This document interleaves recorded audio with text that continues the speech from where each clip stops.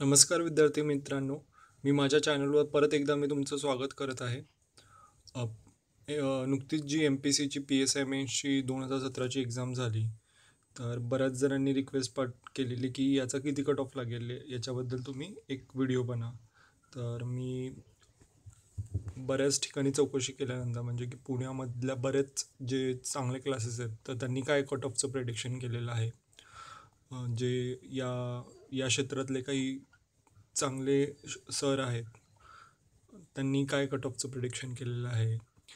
अनेक विद्यार्थ्यांशी मी बोललेलो आहे.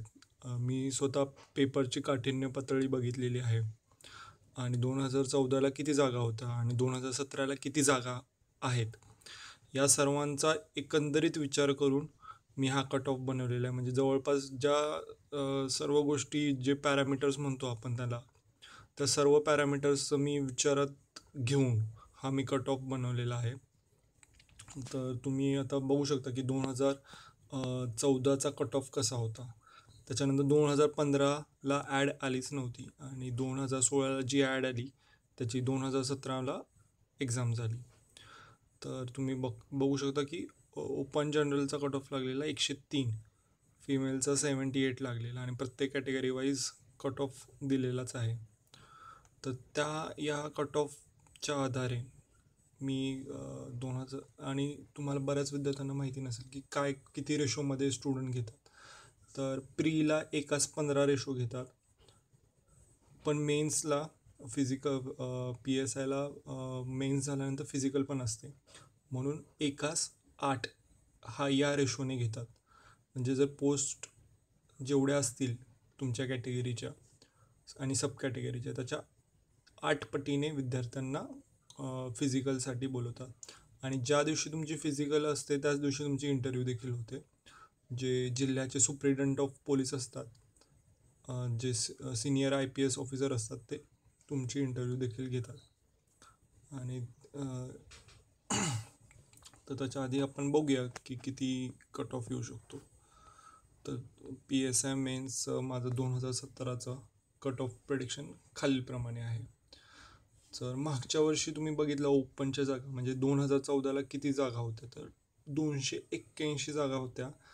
आणि तुम्ही जर पेपर बघितला 2014चा तर तो बऱ्यापैकी सोपा होता. तर विशेष करून की मराठी इंग्लिश तर खूपच सोपं होतं. तर तेव्हा माझ्या ते बऱ्याच विद्यार्थ्यांना 65 तर मिळाले असतील. म्हणजे की आत्ता जसं 60 ॲव्हरेज आहे मराठी इंग्लिशमध्ये, तसं तेव्हा 65 नक्कीच असेल. माझ्या ते बऱ्याच विद्यार्थ्यांना 65 मिळालेले असतील. आणि 65 प्लस 50 साधारण GSमध्ये तर 105 साधारण सर्वच विद्यार्थ्यांचा स्कोर असेल. तर तेव्हा लागलेला कट ऑफ 103 आणि जागा होत्या 281.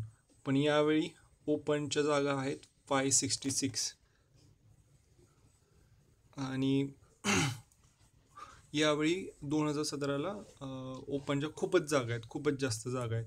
तुम्ही जर बघितलं SCच्या जागा आहेत तर 85वरनं 5 कमी झालेल्या आहेत. 80 नाही 85वरनं त्यांच्या जागा वाढलेल्या आहेत की 98 झालेल्या आहेत त्यांच्या. आणि STच्या पण तुम्ही जर बघितलं तर त्यांच्या थोड्या जागा कमी झालेल्या आहेत. मागच्या वर्षी 50 होत्या तर त्या 3नेच वाढलेल्या आहेत. म्हणजे एवढं काही फरक नाही आहे. SCच्या जागा बऱ्यापैकी वाढलेल्या आहेत. 3वरनं 98 झालेल्या आहेत. त्याच्यामुळे त्यांचा कट ऑफमध्ये बऱ्यापैकी खालती जाऊ शकतो. आणि 2017ला OBCच्या व्हॅकन्सी होत्या त्या वेगळ्या अशा व्हॅकन्सी नव्हत्या, त्यामुळे त्यांना ओपनमधूनच अप्लाय करावं लागलेलं. आणि तर माझ्या मते ओपनचा जो कट ऑफ आहे 2017चा तो 96 लागेल, 96 लागेल. बरेच जण म्हणत आहेत की 100+ जाईल, पण मला वाटत नाही की 100+ जाईल. एक 96 थोडंसं प्लस मायनस होऊ शकतं. म्हणजे 96च्या खाली तर मला कदाचितच जाईल. पण 96च्या कदाचित 1-2 मार्क जास्त जाईल. म्हणजे 96, 97, 98 होऊ शकेल कदाचित. पण तो पण मला जरा हायच वाटतंय. 98 पण मला हायच वाटतोय जरासा. त्याच्यामुळे मला वाटतं की 96 कट ऑफ जाईल. SCचा 80 माझ्या मते लागेल. कदाचित तो एक 78 वगैरे पण लावू शकतो, म्हणजे की तो जरा 80 मला जरा मॅक्स वाटतोय. कदाचित कदाचित तो 78 वगैरे पण लागू शकतो, कारण की जागा बघितल्या ना तुम्ही तर जास्त आहेत. या 2017ला जवळपास दुप्पटच जागा आहेत एस सी कॅटेगरीच्या.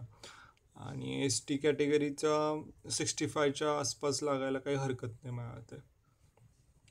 आणि फिमेल फिमेल जे आहेत तर मला तर फिमेल ओपनच्या ज्या फिमेल आहेत ज्यांना 60 अप मार्क्स आहेत त्या सेफ, बऱ्यापैकी सेफ झोनमध्ये आहेत, त्या सेफ झोनमध्ये आहेत.